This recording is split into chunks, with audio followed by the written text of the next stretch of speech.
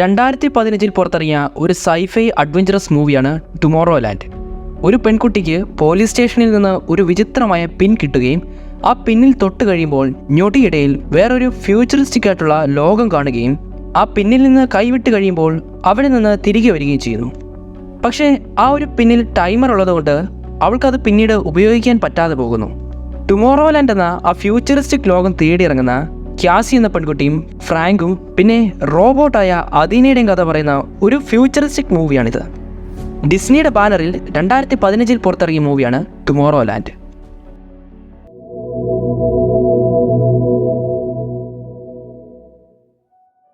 ആയിരത്തി 1964 കാലഘട്ടത്തിൽ അമേരിക്കയിലെ ന്യൂയോർക്ക് സിറ്റിയിൽ ഒരു വേൾഡ് ഫെയർ നടക്കുകയാണ്. ഫ്രാങ്ക് എന്ന ഒരു 13 വയസ്സുകാരൻ അവനുണ്ടാക്കിയ ഒരു പുതിയ ജെറ്റ് പാക്ക് ആ വേൾഡ് ഫെയറിലെ ഒരു എക്സിബിഷന് വേണ്ടി കൊണ്ടുവരികയാണ്. ആ വേൾഡ് ഫെയറിൻ്റെ ജഡ്ജും അതിൻ്റെ ഓണറുമായിട്ടുള്ള നിക്സ് ഫ്രാങ്കിൻ്റെ ആ ഒരു പുതിയ ജെറ്റ് പാക്ക് കണ്ട് വളരെയധികം ഇഷ്ടപ്പെട്ടു. നിക്സ് ആ ഒരു ജെറ്റ് പാക്ക് കൂടുതൽ പരിശോധിച്ചപ്പോഴാണ് അത് വർക്കാകുന്നില്ല എന്ന് അയാൾക്ക് മനസ്സിലായത്. നിക്സിൻ്റെ അസിസ്റ്റൻ്റ് ആയിട്ടുള്ള ഒരു കൊച്ചു പെൺകുട്ടിയാണ് അദീന. അദീന ഫ്രാങ്ക് കൊണ്ടുവന്ന ഈ ഒരു ജെറ്റ് പാക്കും അവനെയും കാര്യമായിട്ട് തന്നെ നോക്കുന്നുണ്ട്. അദീനയ്ക്ക് അവനെ കണ്ടപ്പോൾ തന്നെ ഇഷ്ടമായി.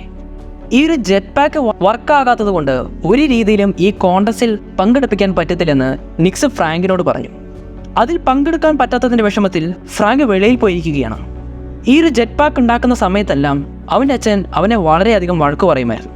ഇതുകൊണ്ട് യാതൊരു ഉപയോഗമില്ലെന്നും അവൻ്റെ സമയം അവൻ പാഴാക്കുവാണെന്നും അവൻ്റെ അച്ഛൻ എപ്പോഴും അവനോട് പറയാറുണ്ടായിരുന്നു.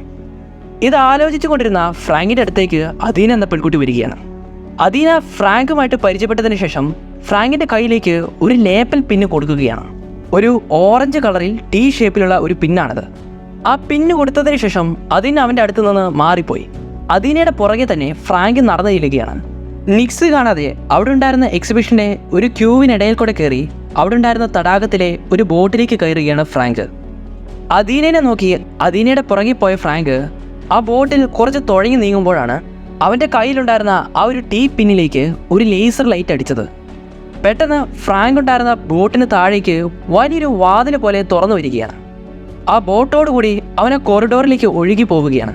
ഫ്രാങ്ക് എങ്ങനെ ആ ബോട്ടിൽ നിന്ന് ഇറങ്ങി നോക്കുമ്പോൾ ഫ്യൂച്ചറിസ്റ്റിക് ആയിട്ടുള്ള ഒരു പ്രത്യേക സ്ഥലമാണ് അവൻ കണ്ടത്. അതിന് ഒത്ത നടുവിലുള്ള ഒരു കമ്പാർട്ട്മെൻറ്റിലേക്ക് അവൻ നടന്നു കയറുകയാണ്. അത്ഭുതത്തോടെ അവൻ അതിനു ചുറ്റും നോക്കിയപ്പോൾ ആ കമ്പാർട്ട്മെൻറ്റിലെ ജനലെല്ലാം അണയുകയാണ്. പെട്ടെന്ന് ആ ഒരു കമ്പാർട്ട്മെൻറ്റ് നീങ്ങാൻ തുടങ്ങി. അത് വളരെ വേഗത്തിൽ അവനെയും കൂട്ടിക്കൊണ്ട് എങ്ങോട്ടോ പോകുന്നു. ഫ്രാങ്ക് ആ കമ്പാർട്ട്മെൻറ്റിലെ ഒരു കമ്പിയിൽ പിടിച്ചു നിൽക്കുകയാണ്. എന്നിട്ടും ആ കമ്പാർട്ട്മെൻറ്റിൻ്റെ വേഗതയിൽ അവൻ വളരെയധികം കുലുങ്ങി. അങ്ങനെ അവസാനം ആ കമ്പാർട്ട്മെൻറ്റ് ഒരു സ്ഥലത്ത് വന്ന് നിൽക്കുകയാണ്. അതിൻ്റെ വാതിൽ തുറന്നപ്പോൾ ഫ്രാങ്ക് പുറത്തേക്ക് ഇറങ്ങി ചെല്ലുകയാണ്. ആ കമ്പാർട്ട്മെൻറ്റിൽ നിന്ന് അവൻ ഇറങ്ങിച്ചെന്ന് നിന്നത് മറ്റൊരു പ്ലാറ്റ്ഫോമിലായിരുന്നു. അതിനു ചുറ്റുപാടും വളരെയധികം മഞ്ഞ് പോലെ കുറേ പുകയാൽ മൂടി നിൽക്കുകയാണ്. ഫ്രാങ്കിന് ചുറ്റും ഫ്യൂച്ചറിസ്റ്റിക് ആയിട്ടുള്ള പുതിയൊരു സ്ഥലമായിരുന്നു. ഫ്രാങ്ക് ഇങ്ങനെ തിരിഞ്ഞു നോക്കിയപ്പോൾ ഒരു ഫ്ലൈയിങ് കാറിലൂടെ നിക്സും അദീനയും പോകുന്നത് അവൻ കണ്ടു. ഫ്രാങ്ക് അവരെ കണ്ടതെ അവരെ വിളിച്ചുകൊണ്ട് ആ ഫ്ലൈയിങ് കാറിന് പുറകെ ഓടിച്ചെല്ലുകയാണ്. അപ്പോഴേക്കും കുറേ റോബോട്ടുകൾ അവൻ്റെ മുൻപിൽ വന്നു നിന്ന് അവനെ തടയുകയാണ്. ആ റോബോട്ടിൻ്റെ കൈ തട്ടി അവൻ നിന്നിരുന്ന പ്ലാറ്റ്ഫോമിൽ നിന്ന് തൊട്ട് താഴെയുള്ള പ്ലാറ്റ്ഫോമിലേക്ക് അവൻ വീഴുന്നു.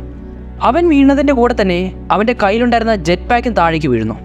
ആ തകർന്ന ജെറ്റ് പാക്കിനടുത്തേക്ക് ഒരു ഭീമാകാരനായിട്ടുള്ള ഒരു റോബോട്ട് വന്ന് നിൽക്കുന്നു. ഫ്രാങ്കിൻ്റെ ആ ഒരു തകർന്ന ജെറ്റ് പാക്ക് എടുത്ത് ആ റോബോട്ട് ശരിയാക്കിയതിനു ശേഷം ഫ്രാങ്കിന് തന്നെ തിരികെ നൽകുകയാണ്. അങ്ങനെ ഇരിക്കുമ്പോഴാണ് ഫ്രാങ്കിൻ്റെ അടുത്തേക്ക് കുറച്ച് ബോഡി ഗാർഡ്സ് വന്നത്. അവരെ കണ്ടപ്പോൾ തന്നെ അവൻ്റെ കാല് വഴുതി ആ പ്ലാറ്റ്ഫോമിൽ നിന്ന് അവൻ നേരെ താഴേക്ക് വീഴുകയാണ്. വീഴുന്നതിൻ്റെ കൂടെ തന്നെ അവൻ്റെ ജെറ്റ് പാക്കും അവൻ്റെ കയ്യിലുണ്ടായിരുന്നു. നിലത്തേക്ക് വീഴുന്നതിന് തൊട്ട് മുൻപ് തന്നെ ആ ജെറ്റ് പാക്ക് ഇട്ട് അവൻ ആ ജെറ്റ് പാക്ക് ഓൺ ആക്കുകയാണ്. ആ ഒരു റോബോട്ട് അത് റിപ്പയർ ചെയ്ത് കൊടുത്തത് കൊണ്ട് മാത്രം അത് വർക്കായി. അങ്ങനെ ആ ജെറ്റ് പാക്കിൻ്റെ സഹായത്തോടെ അവിടേക്കെങ്ങും പറക്കുകയാണ് ഫ്രാങ്ക്. ആ മഞ്ഞിലൂടെ പറന്നു വന്നപ്പോൾ ഫ്രാങ്ക് കണ്ണു തുറന്ന് താഴേക്കൊന്ന് നോക്കി. എന്നാൽ അവൻ കണ്ടത് അവനെ അത്ഭുതപ്പെടുത്തിയ പുതിയൊരു സ്ഥലമായിരുന്നു. അതാണ് ടുമോറോ ലാൻഡ്. ഒരു ഫ്യൂച്ചറിസ്റ്റിക് ആയിട്ടുള്ള ഒരു പ്രത്യേക തരത്തിലുള്ള സിറ്റിയാണ് ടുമോറോ ലാൻഡ്. അത്രയേറെ ബുദ്ധിമാന്മാരും ബ്രൈറ്റസ്റ്റ് ആയിട്ടുള്ള ആൾക്കാർ മാത്രമാണ് ഇവിടെ ജീവിക്കുന്നത്. ഫ്രാങ്ക് ആ ജെറ്റ് പാക്കിൻ്റെ സഹായത്തോടെ ആ സിറ്റി മുഴുവൻ പറന്ന് കാണുകയാണ്. അങ്ങനെ അദീനയും നിക്സും വന്നു നിൽക്കുന്ന ആ ഒരു സ്ഥലത്തേക്ക് ഫ്രാങ്ക് ജെറ്റ് പാക്കിൽ വന്നിറങ്ങുകയാണ്. നിക്സിനെ കണ്ട ഉടനെ തന്നെ ഫ്രാങ്ക് അവൻ്റെ ആ ശരിയാക്കിയ ജെറ്റ് പാക്ക് നിക്സിന് കാണിച്ചു കൊടുക്കുകയാണ്. എന്നാൽ നിക്സിന് യാതൊരു താല്പര്യമില്ലാത്ത രീതിയിൽ ഫ്രാങ്കിനെ ഒന്നും മൈൻഡ് പോലും ചെയ്തില്ല. പക്ഷേ അദീന അവൻ്റെ കൈ പിടിച്ച് ആ ടുമോറോലാൻഡ് എന്ന ആ നഗരം മുഴുവൻ അവന് കാണിച്ചു കൊടുത്തു. ഇനിയുള്ള അവൻ്റെ ജീവിതം ഈ ഒരു നഗരത്തിലായിരിക്കുമെന്നും അദീന അവനോട് പറഞ്ഞു. അങ്ങനെ വർഷങ്ങൾ കടന്നുപോയി. ഇതിപ്പോൾ 2015 കാലഘട്ടമാണ്. അമേരിക്കയിലെ ഫ്ലോറിഡ എന്ന നഗരമാണിത്. അവിടെ താമസിക്കുന്ന ഒരു പെൺകുട്ടിയാണ് ക്യാസി. ആ ദിവസം രാത്രി ഫ്ലോറിഡയിലുള്ള നാസയുടെ റോക്കറ്റ് ലോഞ്ചിങ് സൈറ്റിലേക്ക് ആരും കാണാതെ വേലി ചാടി കയറുകയാണ്. ആരും കാണുന്നില്ല എന്ന് ഉറപ്പുവരുത്തതിനു ശേഷം ക്യാസി നാസയിലെ ചില മെഷീൻസ് എല്ലാം അവൾ തകരാറിലാക്കുകയാണ്. ഡിമോളിഷന് ആവശ്യമായിട്ട് ഉപയോഗിക്കുന്ന ചില മെഷീൻസ് ആയിരുന്നു അത്. ക്യാസി ഇതൊക്കെ ചെയ്തതിൻ്റെ പ്രധാന കാരണം എന്തെന്നാൽ ക്യാസിയുടെ അച്ഛൻ വർക്ക് ചെയ്യുന്നത് നാസയിലെ ഒരു എഞ്ചിനീയർ ആയിട്ടാണ്. അപ്പോൾ ഡിമോളിഷൻ്റെ കാര്യമായിട്ട് ബന്ധപ്പെട്ട് അയാളുടെ ജോലി പോകാതിരിക്കാൻ വേണ്ടിയാണ് ക്യാസി ഇങ്ങനെയൊക്കെ ചെയ്തത്. ക്യാസി ചെയ്യുന്ന ഈ കാര്യങ്ങളെല്ലാം കുറച്ച് അകലെ നിന്ന് അദീന എന്ന ആ പെൺകുട്ടി കാണുന്നുണ്ടായിരുന്നു. ക്യാസി അങ്ങനെ തിരികെ അവളുടെ വീട്ടിലേക്ക് പോവുകയാണ്. എന്നാൽ അദീന ക്യാസിയെ ഫോളോ ചെയ്യുന്നുണ്ടായിരുന്നു. അദീന ക്യാസിയുടെ വീട്ടിൽ ചെന്ന് ആരും അറിയാതെ ക്യാസി ഉപയോഗിച്ച ആ ഒരു ഹെൽമെറ്റ് എടുക്കുകയാണ്. അതിനുശേഷം ഒരു പ്രത്യേക ഡിവൈസ് ഉപയോഗിച്ച് ആ ഹെൽമെറ്റിൽ നിന്ന് ക്യാസിയുടെ DNA വേർതിരിച്ചെടുക്കുകയാണ്. അങ്ങനെ ടുമോറോലാൻഡിൽ അവശേഷിച്ചിരുന്ന അവസാനത്തെ ഒരു പിന്നിലേക്ക് അദീന ക്യാസിയുടെ ആ DNA കോഡ് ചെയ്യുകയാണ്. അങ്ങനെ പിറ്റേ ദിവസം രാവിലെ കേസിയുടെ അച്ഛനായിട്ടുള്ള എഡ്ഡിക്ക് നാസയിൽ നിന്ന് ഒരു കോൾ വരികയാണ്. നാസയിലെ ചില ഇമ്പോർട്ടൻ്റ് ആയിട്ടുള്ള മെഷീനുകൾ തകരാറിലായിരിക്കുകയാണ്. ഈ കാര്യം ക്യാസി ഇറങ്ങിയപ്പോൾ ക്യാസി വിചാരിച്ചത് എഡ്ഡിയുടെ ജോലി ഇനി പോകത്തില്ല എന്നാണ്. പക്ഷേ അവൾ തകർത്ത മെഷീനുകളുടെ റീപ്ലേസ്മെൻ്റ് ആയിട്ട് കുറേ മെഷീനുകൾ വരുന്നുണ്ട് എന്ന് നാസയുടെ അധികൃതർ എഡ്ഡിയോട് പറഞ്ഞു. ആ മെഷീനുകൾ നശിപ്പിച്ചത് ക്യാസിയാണെന്ന് എഡ്ഡിക്ക് നന്നായിട്ട് അറിയാം. അതുകൊണ്ട് ഇനിയും ഇതുപോലത്തെ വിളച്ചിലുകൾ എടുക്കരുതെന്ന് എഡ്ഡി ക്യാസിയോട് വാൺ ചെയ്യുകയാണ്. എങ്ങനെ പോയാലും നീ എന്തൊക്കെ ചെയ്താലും എൻ്റെ ജോലി പോകുമെന്ന് എനിക്ക് ഉറപ്പാണ്. അതുകൊണ്ട് കൂടുതൽ നീ കുഴപ്പത്തിലേക്ക് ആകരുതെന്ന് എഡ്ഡി ക്യാസിയോട് പറഞ്ഞു. പക്ഷേ പ്രതീക്ഷ കൈവിടാതെ മുൻപോട്ട് പോകണമെന്ന് ക്യാസി അവളുടെ അച്ഛൻ എഡ്ഡിയോട് പറയുകയാണ്. അന്നേ ദിവസം വൈകിട്ട് ക്യാസി ഒന്നുകൂടെ നാസയിലെ ആ മെഷീനുകൾ തകർക്കാനായിട്ട് ഇറങ്ങിത്തിരിക്കുകയാണ്. നാസയുടെ ഗേറ്റിന് വെളിയിൽ നിന്ന് ഒരു ഡ്രോൺ ഉപയോഗിച്ച് അത് പറത്തി അതിനെക്കുറിച്ച് അവൾ അന്വേഷിക്കുകയായിരുന്നു. ഈ സമയത്താണ് നാസയ്ക്ക് വെളിയിലുണ്ടായിരുന്ന കുറച്ച് പോലീസുകാർ ക്യാസിയെ വന്ന് അറസ്റ്റ് ചെയ്യുന്നത്. അനധികൃതമായിട്ട് നാസയിൽ പ്രവേശിച്ചതിന് അവളെ അങ്ങനെ അറസ്റ്റ് ചെയ്ത് പോലീസ് സ്റ്റേഷനിലേക്ക് കൊണ്ടുപോയി. കുറച്ചു നേരം പോലീസ് സ്റ്റേഷനിൽ നിന്നതിന് ശേഷം അവൾക്ക് എങ്ങനെയൊക്കെയോ ജാമ്യം കിട്ടുകയാണ്. പോലീസ് സ്റ്റേഷനിൽ നിന്ന് ഇറങ്ങാൻ നേരത്താണ് അവളുടെ കയ്യിൽ നിന്ന് പിടിച്ചെടുത്ത സാധനങ്ങളെല്ലാം ആ പോലീസുകാർ തിരികെ നൽകിയത്. അവളങ്ങനെ അവളുടെ സാധനങ്ങൾ എടുക്കുന്നതിനിടയിൽ ആ സാധനങ്ങൾക്കിടയിൽ അവളുടേതല്ലാത്ത ഒരു T ഷേപ്പിലുള്ള ഒരു പിന്ന് കിട്ടുകയാണ്. അത് അവളുടേതല്ല എന്ന് പറഞ്ഞ് അവളെ പിന്നെ തൊടുന്നതും അവൾ മറ്റൊരു ലോകത്തിലേക്ക് എത്തുകയാണ്. ഒരു മനോഹരമായ ടുമോറോലാൻഡാണ് അവൾ കണ്ടത്. എന്നാൽ ആ പിന്നിൽ നിന്ന് കൈവിട്ട ഉടനെ തന്നെ പോലീസ് സ്റ്റേഷനും അതിന് ചുറ്റുമുള്ളതുമാണ് അവൾ കാണുന്നത്. നിലത്ത് വീണ ആ പിന്ന് അവൾ എടുത്തപ്പോൾ പിന്നീടും ടുമോറോലാൻഡിൻ്റെ കാഴ്ചകളാണ് അവൾ കണ്ടത്. ആ പിന്നും പിടിച്ചുകൊണ്ട് തന്നെ ടുമോറോലാൻഡിലാണ് താൻ എന്ന രീതിയിൽ ടുമോറോലാൻഡിൻ്റെ കാഴ്ചകൾ കണ്ടുകൊണ്ട് അവളെ പോലീസ് സ്റ്റേഷനിലൂടെ നടന്നു വന്നപ്പോഴാണ് അവിടുത്തെ ഭിത്തിയിലും അവിടെയുള്ള ആൾക്കാരെയുമെല്ലാം അവൾ തട്ടിയത്. ആ പിന്ന് തൊടുമ്പോൾ ഞൊടിയിടയിൽ അവൾ ടുമോറോലാൻഡ് കാണും. പക്ഷേ അവൾ യഥാർത്ഥത്തിൽ നടക്കുന്നത് റിയൽ വേൾഡിലൂടെ തന്നെ ആയിരിക്കും. അങ്ങനെ ക്യാസി ആ ഒരു പിന്ന് പിന്നീട് അവൾ എടുത്തത് അവളുടെ കയ്യിലുള്ള ഒരു പേപ്പർ ഉപയോഗിച്ചാണ്. ആ പേപ്പർ ഉപയോഗിച്ച് തൊടുമ്പോൾ അതിന് യാതൊരു മാറ്റവും വരുത്തില്ല. അപ്പോഴാണ് ജാമ്യം എടുത്തു കൊടുത്ത ക്യാസിയുടെ അച്ഛൻ എഡ്ഡി അവിടേക്ക് വന്നത്. അവളെയും കൂട്ടിക്കൊണ്ട് തിരികെ എഡ്ഡി വീട്ടിലേക്ക് പോവുകയാണ്. തിരികെ പോകുന്ന വഴി എഡ്ഡി ക്യാസിയെ നല്ല രീതിയിൽ വഴക്ക് പറയുകയാണ്. അവൾ പിന്നീടും മണ്ടത്തരങ്ങളും കുറ്റങ്ങളുമാണ് ചെയ്തുകൊണ്ടിരിക്കുന്നത്. ഇതൊക്കെ എഡ്ഡി പറയുന്നുണ്ടെങ്കിലും ക്യാസി യാതൊരു മൈൻഡ് ചെയ്യുന്നില്ല. അവൾ അവളുടെ കയ്യിലുള്ള ആ പിന്നിനെക്കുറിച്ച് ആലോചിച്ചു കൊണ്ടിരിക്കുകയാണ്. ഒടുവിൽ ആ പിന്നിൻ്റെ കാര്യം ക്യാസി എഡ്ഡിയോട് പറഞ്ഞു. എന്നിട്ട് എഡ്ഡിയുടെ കയ്യിലേക്ക് ആ പിന്ന് കൊടുത്ത് എഡ്ഡീനെ കൊണ്ട് തൊട്ടപ്പോൾ എഡ്ഡിക്ക് യാതൊരു മാറ്റവും സംഭവിച്ചില്ല. എഡ്ഡിക്ക് ചുറ്റുപാടുമുള്ള കാര്യങ്ങൾ ഒന്നും തന്നെ മാറിയിട്ടില്ല. ഇതെന്ത് പറ്റി കാണുമെന്ന് വിചാരിച്ച് കൺഫ്യൂസ് ആയിട്ട് ക്യാസി ആ പിന്ന് എഡ്ഡിയുടെ കയ്യിൽ നിന്ന് തിരികെ വാങ്ങിയപ്പോൾ ക്യാസി പിന്നീട് പെട്ടെന്ന് തന്നെ ടുമോറോലാൻഡിലേക്ക് പോവുകയാണ്. ക്യാസി റിയൽ വേൾഡിൽ നീങ്ങുന്നത് പോലെ തന്നെ ടുമോറോലാൻഡിലും അവൾ മുൻപോട്ട് നീങ്ങുകയാണ്. അങ്ങനെയാണ് അവൾക്ക് ഈ ഒരു കാര്യം മനസ്സിലായത്. ഈ ഒരു പിന്ന് ഉപയോഗിക്കാൻ പറ്റുന്ന ഏക വ്യക്തി അത് താൻ മാത്രമാണ്. മറ്റാർക്കും തന്നെ ഈ ഒരു വിഷൻ വരുത്തില്ലെന്ന് അവൾക്ക് മനസ്സിലായി. ക്യാസി പക്ഷേ ഈ പിന്നിനെക്കുറിച്ച് വീണ്ടും എഡ്ഡിയോട് സംസാരിച്ചപ്പോൾ എഡ്ഡി സഹികെട്ട് അവളുടെ കയ്യിൽ നിന്ന് ആ പിന്ന് മേടിച്ചെടുക്കുകയാണ്. പിന്നെ അന്നേ ദിവസം രാത്രി എഡ്ഡി ഉറങ്ങിയതിനു ശേഷമാണ് ക്യാസി എഡ്ഡി ഉറങ്ങുന്നതിന് തൊട്ടടുത്തുള്ള ഒരു ടേബിളിൽ നിന്ന് ആ പിന്ന് തിരികെ എടുത്തത്. ആ പിന്ന് തൊടുമ്പോൾ തന്നെ അവൾ പെട്ടെന്ന് ടുമോറോലാൻഡ് കാണുകയാണ്. പിന്നീട് ആ പിന്നും പിടിച്ചുകൊണ്ട് ആരും കാണാതെ വെളിയിലേക്ക് ഇറങ്ങാൻ നോക്കുമ്പോൾ ആ സ്റ്റെയർ കേസിലൂടെ അവൾ ഉരുണ്ട് വീഴുകയാണ്. ശബ്ദം കേട്ട് എഡി ഉണർന്നെഴുന്നേറ്റ് വന്നപ്പോൾ ക്യാസി സ്റ്റെയർ കേഴ്സിനടിയിലേക്ക് ഒളിഞ്ഞിരിക്കുകയായിരുന്നു.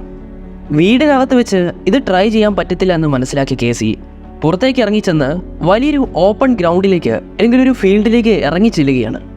ആ പിന്നും പിടിച്ചുകൊണ്ട് അവളങ്ങനെ ആ ടുമോറോ ലാൻഡിലേക്ക് യാത്ര ചെയ്യുകയാണ്. ഫ്യൂച്ചറിസ്റ്റിക് ആയിട്ടുള്ള ആ ഒരു ലോകം കണ്ട് അവൾ അതിശയിച്ച് നിന്നുപോയി. ഫ്ലൈയിങ് കാറുകൾ, പല രീതിയിലുള്ള മെഷീനുകൾ, ഫ്യൂച്ചറിസ്റ്റിക് ആയിട്ടുള്ള ട്രെയിനുകൾ എല്ലാം അവളെ അമ്പരിപ്പിച്ചു. ആ ടുമോറോ ലാൻഡിലൂടെ ക്യാസി നടന്നു നീങ്ങുമ്പോഴും അവിടെയുള്ള ആരും തന്നെ അവളെ കാണുകയോ ശ്രദ്ധിക്കുകയോ ചെയ്യുന്നില്ല. അങ്ങനെ കുറച്ച് അകലേക്ക് നടന്നു നീങ്ങി കഴിയുമ്പോഴാണ് മറ്റൊരു ഭാഗത്തേക്ക് പോകുന്ന ഒരു ട്രെയിനിലേക്ക് ക്യാസി കയറുന്നത്. അപ്പോഴാണ് അവളുടെ പിന്നിലുള്ള ആ ഒരു ടൈമർ അവൾ ശ്രദ്ധിച്ചത്.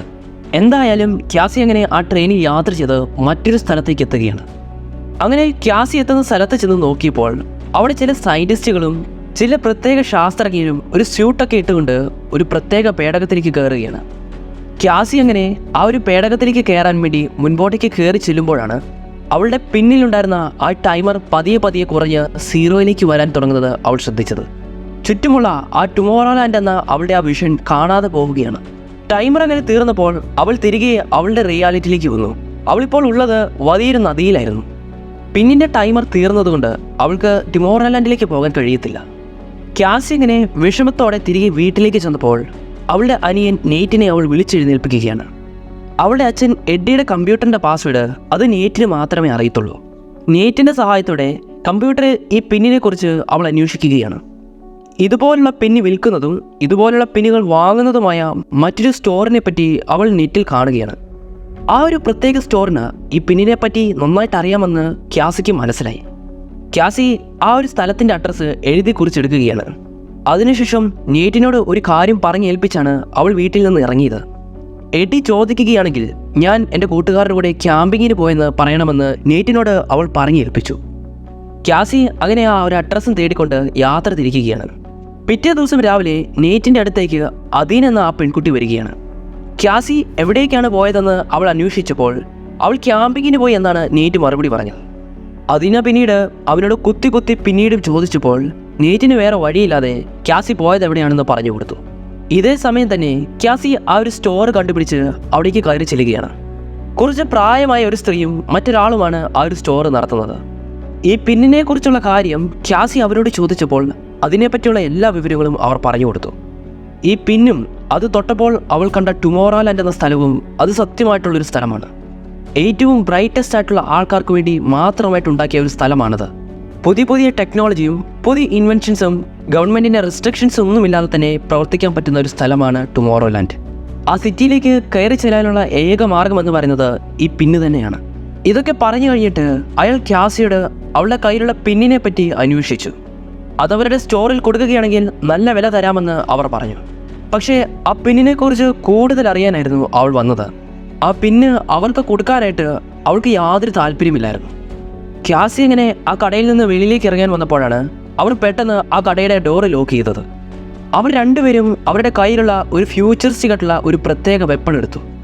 ക്യാസിയുടെ മുൻപിലേക്ക് ആ തോക്ക് നീട്ടിപ്പിടിച്ച് അദീന എന്ന പെൺകുട്ടിയെപ്പറ്റി അവർ ചോദിച്ചു. പക്ഷേ അദീന ആരാണെന്നും അങ്ങനെ ഒരാളെപ്പറ്റി അവൾക്ക് യാതൊരു പരിചയവുമില്ലെന്നും ക്യാസി അവരോട് പറഞ്ഞു. ക്യാസി അങ്ങനെ അവരുടെ ഇടയിൽ നിന്ന് രക്ഷപ്പെട്ട് എങ്ങനെയൊക്കെയോ ആ കടയിലുള്ള സാധനത്തിൻ്റെ ഇടയിൽ കയറി ഒളിക്കുകയാണ്. അവർ രണ്ടുപേരും അങ്ങനെ ക്യാസിക്ക് നേരെ പ്രത്യേക രീതിയിലുള്ള വെപ്പൺ യൂസ് ചെയ്യുകയാണ്. ആ സമയത്താണ് അദീന ആ കടയിലേക്ക് വന്ന് ആ കടയ്ക്കുള്ളിൽ ഒരു പ്രത്യേക ഗ്രനേഡ് എടുത്തിട്ടത്. ആ ഗ്രനേഡ് പൊട്ടിത്തെറിച്ചതേ അവിടെ ഒരു പ്രത്യേക രീതിയിലുള്ള ഒരു പ്രത്യേക മാഗ്നറ്റിക് ഫീൽഡാണ് രൂപപ്പെട്ടത്. അവർ രണ്ടുപേരും അങ്ങനെ ആ ഒരു ഗോളത്തിനുള്ളിൽ പെട്ടുപോവുകയാണ്. അതിനെ എറിഞ്ഞത് ഒരു ടൈം ബോംബ് ആയതുകൊണ്ട് ആ ഒരു മാഗ്നറ്റിക് ഫീൽഡ് അധികം നേരം നിൽക്കത്തില്ല. പക്ഷേ ഇതിനിടയിൽ തന്നെ ക്യാസിയുടെ കൈയും അതിൽ കുടുങ്ങിപ്പോവുകയാണ്. ആ ടൈം ബോംബ് പൊട്ടിത്തെറിക്കുന്നതിന് തൊട്ട് മുൻപ് തന്നെ അദീന ക്യാസിയെ രക്ഷിക്കുകയാണ്. പക്ഷേ ആ ഒരു മാഗ്നറ്റിക് ഫീൽഡിൽ നിന്ന് രക്ഷപ്പെട്ട അവർ രണ്ടുപേരും പിന്നീടും അദീനയെയും കേസിനെയും ആക്രമിക്കാൻ തുടങ്ങി. അദീനയുടെ കയ്യിൽ ഒരു ഗണ്ണുള്ളത് കൊണ്ട് അവരുമായിട്ടും അദീന നന്നായിട്ട് ഫൈറ്റ് ചെയ്യുകയാണ്. ക്യാസിയും അവൾക്ക് പറ്റുന്നത് പോലെ അവരുടെ ദേഹത്ത് സാധനങ്ങളെല്ലാം വലിച്ചെറിയുകയാണ്. അങ്ങനെ ഒരു സമയത്ത് അദീന ആ സ്ത്രീയുടെ തല പറിച്ചെടുക്കുകയാണ്. അപ്പോഴാണ് ക്യാസിക്ക് മനസ്സിലായത് അവർ രണ്ടുപേരും റോബോട്ടുകളാണ്. അതായത് റോബോട്ടുകളെ പോലെ അറിയപ്പെടുന്ന ആനിമട്രോണിക്സ് എന്ന് പറയുന്ന ഒരു പ്രത്യേക വിഭാഗം. കൂടെ ഉണ്ടായിരുന്ന മറ്റേയാളും ഒരു ആനിമട്രോണിക്സ് ആണ്. അതിനെയും കുത്തി താഴെയിട്ടതിന് ശേഷം അത് സെൽഫ് ഡിസ്ട്രക്ട് ചെയ്യാൻ പോവുകയാണെന്ന് അദീനയ്ക്ക് മനസ്സിലായി. അതിനെ ഉടനെ തന്നെ ആ ഷോപ്പിൽ നിന്ന് ക്യാസി കൊണ്ട് എടുത്തു ചാടുകയാണ്. പെട്ടെന്ന് തന്നെ പുറകിലുണ്ടായിരുന്ന ആ ഒരു ഷോപ്പും പൊട്ടിത്തെറിക്കുകയാണ്. ആ ഒരു അപകടത്തിൽ നിന്ന് രക്ഷപ്പെട്ട അവർ രണ്ടുപേരും എഴുന്നേറ്റ് ഉടനെ തന്നെ അദീന അവളെ തൊട്ടടുത്തുണ്ടായിരുന്ന ഒരു കാറ് എങ്ങനെയൊക്കെ ഓപ്പണാക്കി ക്യാസി അതിൽ പിടിച്ചു കയറ്റുകയാണ്. അങ്ങനെ ആ ഒരു സ്ഥലത്ത് നിന്ന് അവർ കാർ ഓടിച്ചുകൊണ്ട് പോവുകയാണ്. ഈ സമയത്ത് ക്യാസി അദീനിനെ പറ്റിയും അവൾ ആരാണെന്നും എന്തിനു തന്നെ സഹായിച്ചു എന്നെല്ലാം ചോദിച്ചറിയിക്കുകയാണ്. അപ്പോഴാണ് അദീനയ്ക്ക് എന്തൊക്കെയോ ഒരു പ്രത്യേക മാറ്റം വന്നതുപോലെ ക്യാസിക്ക് തോന്നിയത്. അദീന പെട്ടെന്ന് തന്നെ അവളുടെ കഴുത്തിലെ ഒരു ഭാഗം തുറന്ന് അത് റിപ്പയർ ചെയ്യുകയാണ്. ഇത് കണ്ടപ്പോഴാണ് ക്യാസിക്ക് മനസ്സിലായത് അദീനയും അവരെ പോലെ തന്നെയുള്ള ഒരു ആനിമെട്രോണിക്സ് ആണ്, അതായത് റോബോട്ടിനെ പോലെ തന്നെയുള്ള ഒരു വിഭാഗം. എന്നാൽ ഇത് കണ്ടപ്പോൾ ക്യാസിയുടെ കിളി പോവുകയായിരുന്നു.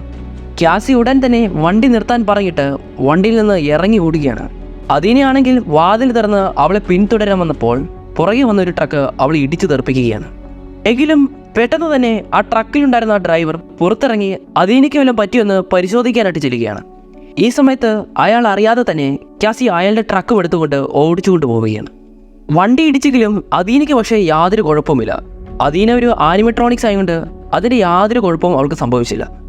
അദീന ക്യാസിയെ പിന്തുടർന്ന് ആ വണ്ടിക്ക് പുറകെ ഓടാൻ തുടങ്ങി.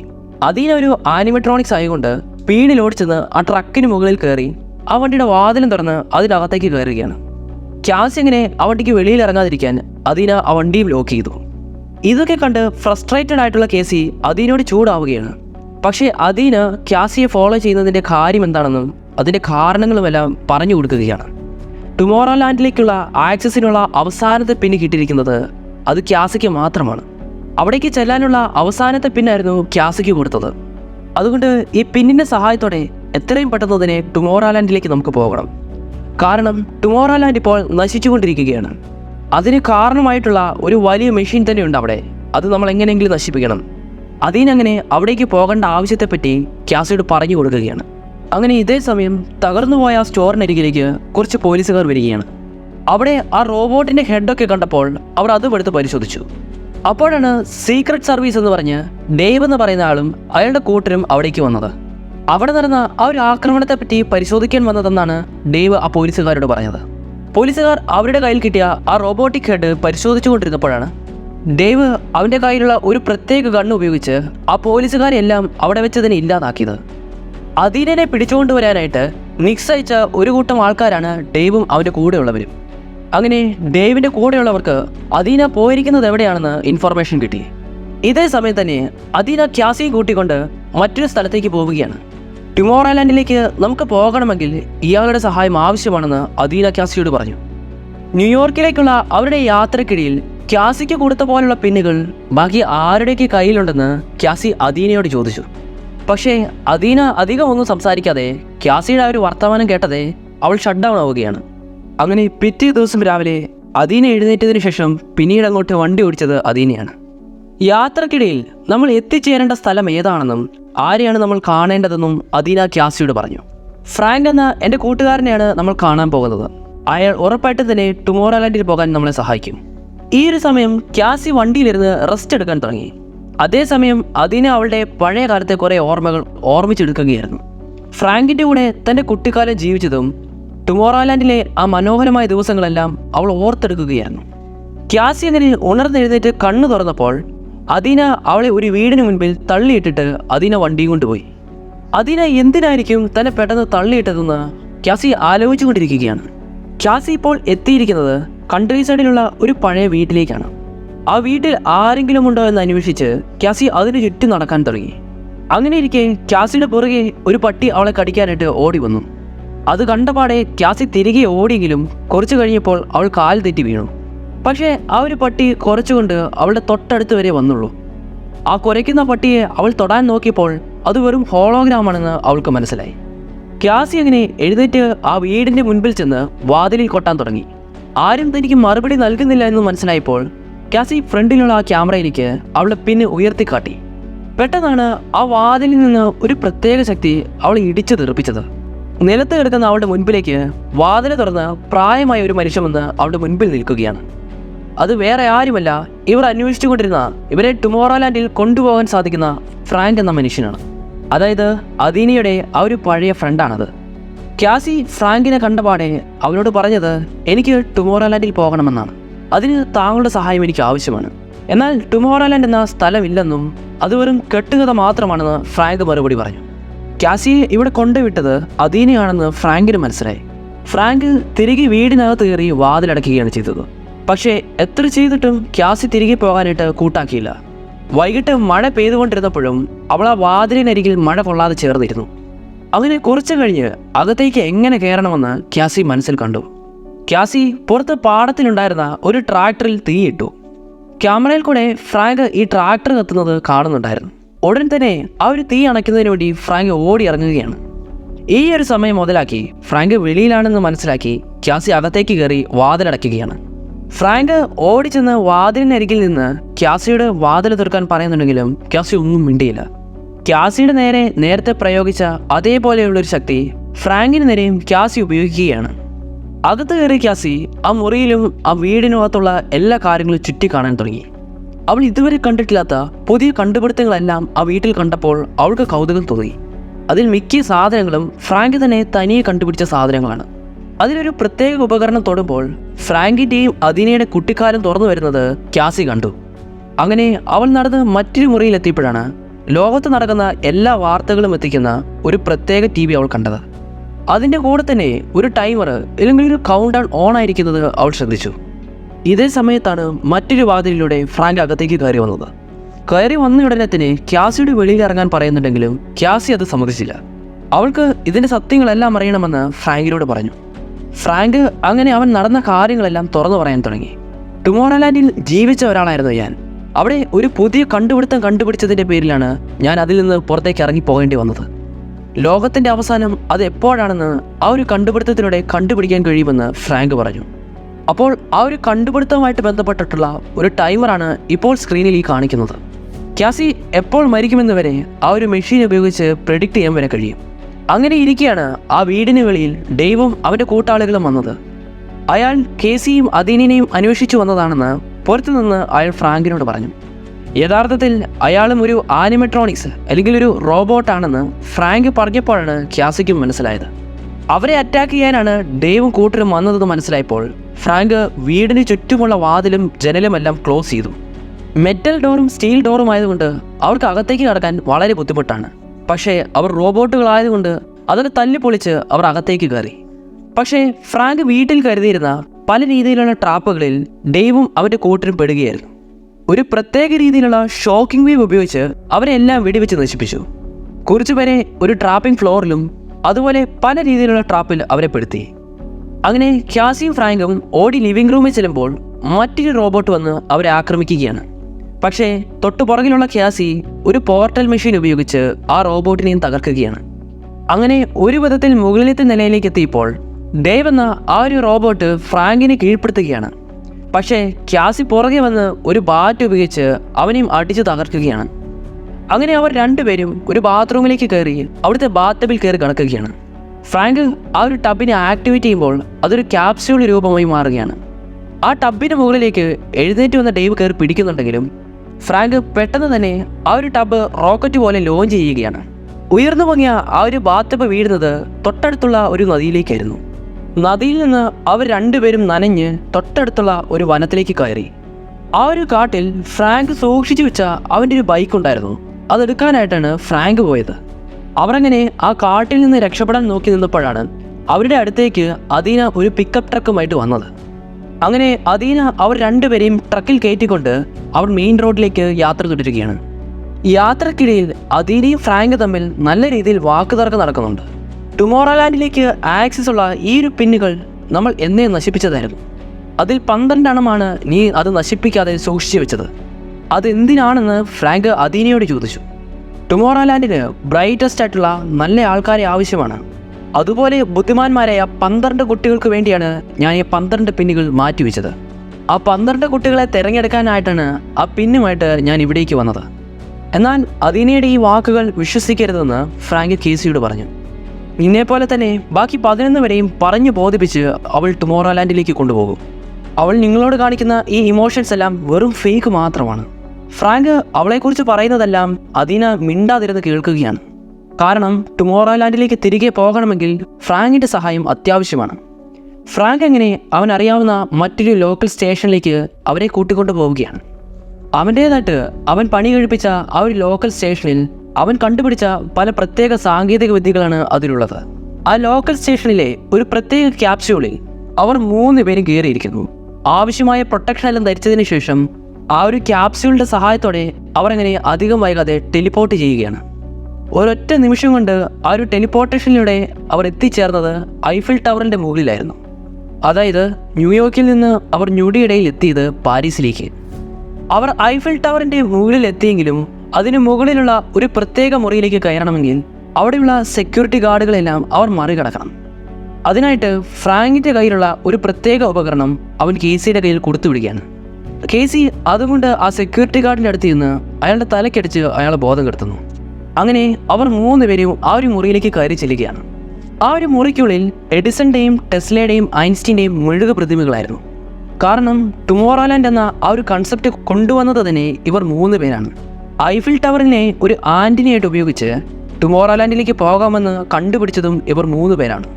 അങ്ങനെ ഫ്രാങ്ക് ഐഫിൽ ടവറിൽ നിന്ന് ടുമോറോലാൻഡിലേക്കുള്ള ഒരു റോക്കറ്റ് ലോഞ്ച് ആക്കാൻ തയ്യാറാക്കി വെച്ചിരിക്കുകയാണ്. അവർ ഈ റോക്കറ്റ് ലോഞ്ച് ചെയ്യാൻ തയ്യാറായിരുന്നപ്പോഴാണ് ദൈവം അവൻ്റെ കൂട്ടരും ഇവരെ പിടിക്കാനായിട്ട് അവിടേക്ക് വന്നത്. പക്ഷേ അതിനു മുൻപ് തന്നെ റോക്കറ്റ് ലോഞ്ച് ചെയ്ത് ടുമോറോലാൻഡ് ലക്ഷ്യമാക്കി അവർ നീങ്ങുകയാണ്. അങ്ങനെ അധികം വൈകാതെ അവർ 3 പേരും ടുമോറോലാൻഡിലേക്ക് എത്തുകയാണ്. അവർ മുൻപിൽ കണ്ട ആ ഒരു ടുമോറോലാൻഡ് ഭാഗികമായിട്ട് തകർന്ന് നശിച്ചിരിക്കുകയായിരുന്നു. ടുമോറോലാൻഡിലേക്ക് ഇവർ 3 പേരും വന്നതറിഞ്ഞ് ഇപ്പോൾ ടുമോറോലാൻഡിൻ്റെ ഗവർണറായിട്ടുള്ള നിക്സും അവൻ്റെ കൂട്ടരും അവിടേക്ക് വരികയാണ്. നിക്സ് വരുന്നത് കണ്ട് ഫ്രാങ്ക് അവൻ്റെ കയ്യിലുള്ള ഒരു സ്പെഷ്യൽ ബോംബ് എടുത്ത് ആ ഒരു ബോംബ് ഒളിപ്പിച്ചു വെക്കുന്നതിനായിട്ട് അദീനയുടെ കയ്യിലേക്ക് കൊടുക്കുകയാണ്. നിക്സ് അവരുടെ അടുത്തേക്ക് വന്നതിൻ്റെ പ്രധാന ലക്ഷ്യം എന്തെന്നാൽ ഫ്രാങ്കിനെ പണ്ട് ഈ ടുമോറോലാൻഡിൽ നിന്ന് പുറത്താക്കിയതാണ്. അപ്പോൾ തിരികെ അനധികൃതമായിട്ട് കയറിയതിന് അവനെ പിടിച്ചുകൊണ്ടു പോകാനാണ് നിക്സും അവൻ്റെ കൂട്ടാളികളും വന്നത്. ഫ്രാങ്കിനെ പണ്ട് ഇവിടെ നിന്ന് പറയി വിട്ടതിൻ്റെ പ്രധാന കാരണം എന്തെന്നാൽ അവൻ പണ്ട് കണ്ടുപിടിച്ച ഒരു കണ്ടുപിടുത്തം ടുമോറോലാൻഡിൻ്റെ തന്നെയല്ല ഭൂമിയുടെ തന്നെ നാശത്തിന് കാരണമാകുന്ന ഒരു കണ്ടുപിടുത്തമായിരുന്നു. അവൻ്റെ ആ ഒരു പുതിയ കണ്ടുപിടുത്തത്തിൽ ഒരു ടൈമർ ഓൺ ആയിട്ടുണ്ട്. ആ ഒരു ടൈമറിൻ്റെ സമയം കഴിയുമ്പോഴേക്കും ഭൂമി അവസാനിക്കുമെന്നാണ് അവൻ പറയുന്നത്. നിക്സ് ഈ കാര്യങ്ങളെല്ലാം പറഞ്ഞപ്പോൾ കേസി ഒന്ന് അത്ഭുതപ്പെട്ടു പോയി. എർത്ത് നശിക്കാൻ പോകുന്നെന്നും അതെന്തുകൊണ്ട് എർത്തിലുള്ളവരെ അറിയിക്കുന്നില്ല എന്ന് കേസി അവരോട് ചോദിച്ചു. പക്ഷേ കേസിയുടെ ആ ഒരു ചോദ്യത്തിന് നിക്സ് മറുപടി പറഞ്ഞത് ആ ഒരു കണ്ടുപിടുത്തം അത് ബാധിക്കുന്നത് ഭൂമിയെ മാത്രമാണ്. അത് ടുമോറോലാൻഡിന് യാതൊരു കുഴപ്പവും വരുത്തത്തില്ല. പിന്നെ ഞാൻ എന്തിന് അതിനെക്കുറിച്ച് ഓർത്ത് വേവലാതിപ്പെടണം? കേസിനെയും ഫ്രാങ്കിനെയും എല്ലാം ഒരു പ്രത്യേക പ്ലാറ്റ്ഫോമിൽ നിർത്തി വരും കാലങ്ങളിൽ ഭൂമിയിൽ നടക്കാൻ പോകുന്ന ആ നാശങ്ങളെക്കുറിച്ചെല്ലാം ലൈവായിട്ട് കാണിച്ചു കൊടുക്കുകയാണ്. ഇതൊക്കെ കാണുന്ന കേസി ഒന്ന് അമ്പരപ്പോടെ ഷോക്കായിട്ട് നിന്നു പോവുകയാണ്. എന്തുകൊണ്ട് ഭൂമിയെ രക്ഷിച്ചുകൂടാ? അവർക്കെല്ലാം ഒരു വാണിംഗ് കൊടുത്തുകൂടെ എന്ന് കേസി വീണ്ടും നിക്സിനോട് ചോദിച്ചു. ഭൂമിയിലുള്ളവരോട് ഈ കാര്യങ്ങളെല്ലാം പറഞ്ഞു കഴിഞ്ഞാൽ അവർ ഉറപ്പായിട്ടും തള്ളിക്കയറി ടുമോറോലാൻഡിലേക്ക് കയറി വരും.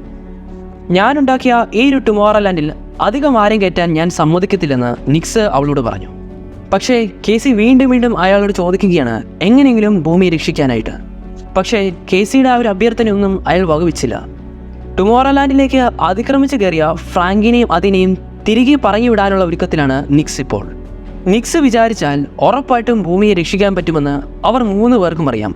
പക്ഷേ അയാൾ അതിന് മുൻപിട്ടിറങ്ങത്തില്ലെന്ന് ഫ്രാങ്കും അദീനയും പറഞ്ഞു. ഇവിടം വരെ എത്തിയ സ്ഥിതിക്ക് അങ്ങനെ ഭൂമിയെ നശിക്കാനായിട്ട് വിട്ടുകൊടുക്കത്തില്ലെന്ന് ഇവർ 3 പേരും തീരുമാനിക്കുകയാണ്.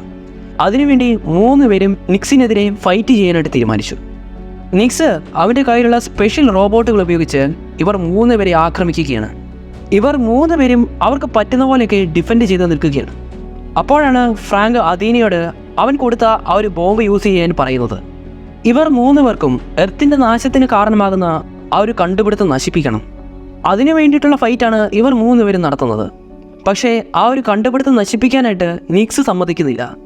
അങ്ങനെ ഈ ഫൈറ്റിൻ്റെ ഒടുവിൽ റോബോട്ടുകളെയും അവിടുത്തെ വില്ലന്മാരെയും എല്ലാം ഇല്ലാതാക്കാനായിട്ട് ഇവർക്ക് സാധിക്കുന്നു. അതിൻ്റെ ഒടുവിൽ തന്നെ അവർ നിക്സിനെയും വധിക്കുകയും അവനെയും ഇല്ലാതാക്കുകയാണ്. പക്ഷേ ഫൈറ്റിൻ്റെ അവസാനം അദീനയ്ക്ക് കാര്യമായിട്ട് തന്നെ പരിക്കേറ്റു. സെൽഫ് ഡിസ്ട്രക്റ്റ് ആകാൻ നിൽക്കുന്ന അദീനയെയും കൈ പിടിച്ചുകൊണ്ട് ഫ്രാങ്ക് വളരെയധികം വിഷമിച്ചിരിക്കുകയാണ്. യഥാർത്ഥത്തിൽ പണ്ട് ഫ്രാങ്കിന് അദീനനെ ഇഷ്ടമായിരുന്നു. പക്ഷേ ഫ്രാങ്കിന് അന്ന് അറിയത്തില്ലായിരുന്നു അദീന ഒരു റോബോട്ടായിരുന്നെന്ന്. എന്നാൽ അദീനയ്ക്കും തിരികെ അവനോടുള്ള ഇഷ്ടം സത്യമായിരുന്നു. അദീന ഒരു റോബോട്ടായിരുന്നു എന്ന കാര്യം കൊണ്ട് തന്നെയാണ് ഫ്രാങ്ക് അദീനയുമായിട്ട് പിരിഞ്ഞത്. അദീനയ്ക്കും ഫ്രാങ്കിന് ഇഷ്ടമായിരുന്നു എന്ന കാര്യം അദീന പറഞ്ഞ് ഫ്രാങ്ക് കേട്ടപ്പോൾ പ്രായമായ ആ ഒരു ഫ്രാങ്കിന് എന്തോ സന്തോഷം തോന്നി. ഇനിയും ഒട്ടും സമയം വൈകാതെ തന്നെ ആ ഒരു കണ്ടുപിടുത്തം നശിപ്പിക്കണം. അതിനുവേണ്ടി അദീന തന്നെ ഒരു മാർഗം പറഞ്ഞു കൊടുത്തു. സെൽഫ് ഡിസ്ട്രക്റ്റ് ആകാൻ പോകുന്ന അദീനനെ ആ ഒരു വലിയ മെഷീനുള്ളിലേക്ക് എടുത്തിടുക.